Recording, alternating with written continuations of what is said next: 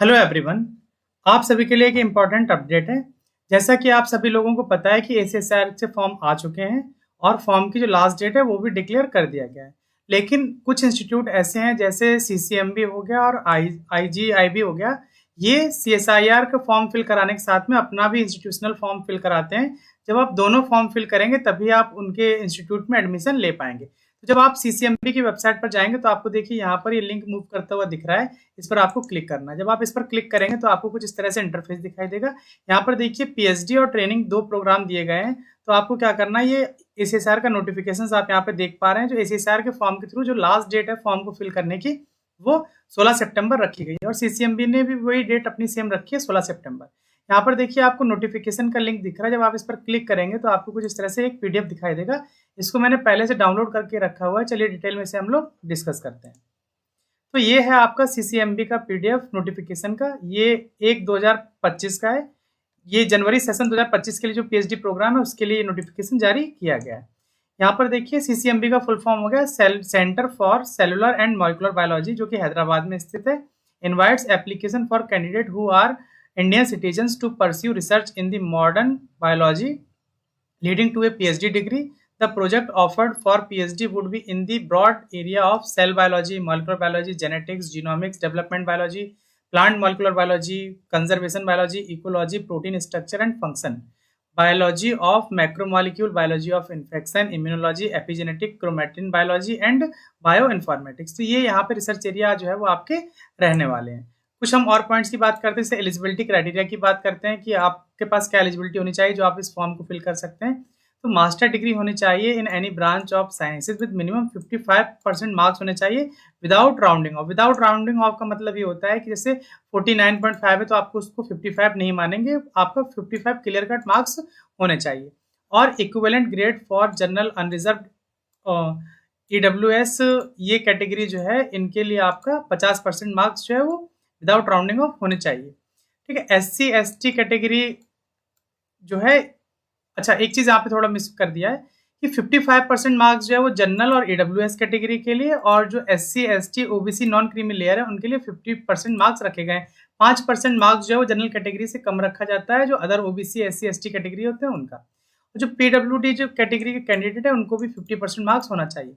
The applicant should have a valid national fellowship, कोई आपके पास में एक वैलिड नेशनल फेलोशिप होनी चाहिए जिसकी ड्यूरेशन अभी खत्म ना हुई हो। JRF हो सकता है, SRF हो सकता है, और कोई भी फंडिंग एजेंसी जैसे CSIR, UGC, DBT, DST, तो आप इस फॉर्म को अप्लाई कर सकते हैं। और any other equivalent fellowship like DBT, BET, inspire, RGNF मतलब राजीव गांधी नेशनल फेलोशिप, ना कि राहुल गांधी नेशनल फेलोशिप, ये आपको ध्यान रखना है। ठीक है। ETC tenable at all ACSR academic centre, जो जिसका टेन्योर अभी खत्म ना हुआ वो आपके पास में एक फेलोशिप होनी चाहिए। इसके बाद में अगर आप ऊपर वाली एलिजिबिलिटी फुलफिल करते हैं तो यहाँ पर एक लिंक दिया हुआ है, इस पर क्लिक करके आप सीसीएमबी की वेबसाइट पर जाएंगे। मैं भी बताऊंगा आपको कि इसको आपको कैसे करना है। आप सिलेक्शन प्रोसीजर के बारे में पहले देख लीजिए। तो online application will be screen and eligible candidate will be called for a computer based written test at the one of their preferred centre. आपको मतलब एक सेंटर, जब आप फॉर्म फिल करेंगे तो सेंटर सेलेक्ट करना होगा। तो आपका जो प्रेफरेंस सेंटर रहेगा उस पर जाकर के आपको रिटन टेस्ट देना होगा। उसके अलावा एक कंडीशन और है, और रिमोट प्रोकॉर्ड ऑनलाइन टेस्ट, या आपको ऑनलाइन टेस्ट देना होगा। जो डेट है वो आपकी 29/9/2024 को होने वाला है।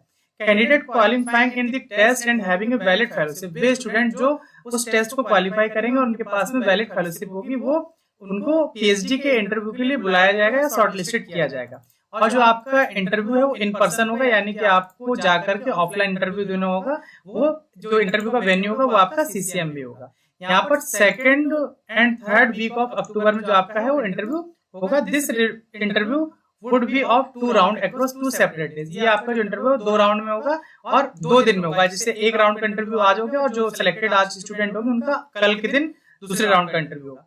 A valid fellowship is an absolute requirement for pursuing PhD at the CCMB and the eligible fellowship are। आपके पास में फेलोशिप होना बहुत जरूरी है। अगर आपके पास फेलोशिप नहीं है तो आप इस फॉर्म को फिल नहीं करें तो बेहतर है, क्योंकि आपको रिजेक्ट कर दिया जाएगा। फेलोशिप में क्या क्या है, कोई नेशनल लेवल की फेलोशिप है जैसे JRF, SRF of CSIR, UGC, DBT, ICMR, ये कोई फेलोशिप। इसके अलावा आप DST, इंस्पायर या any other equivalent fellowship for pursuing PhD, तो आप यहाँ पर इस फॉर्म को फिल कर सकते हैं। नोट में कुछ पॉइंट दिए गए, इनको भी जरा हम डिस्कस कर लेते हैं।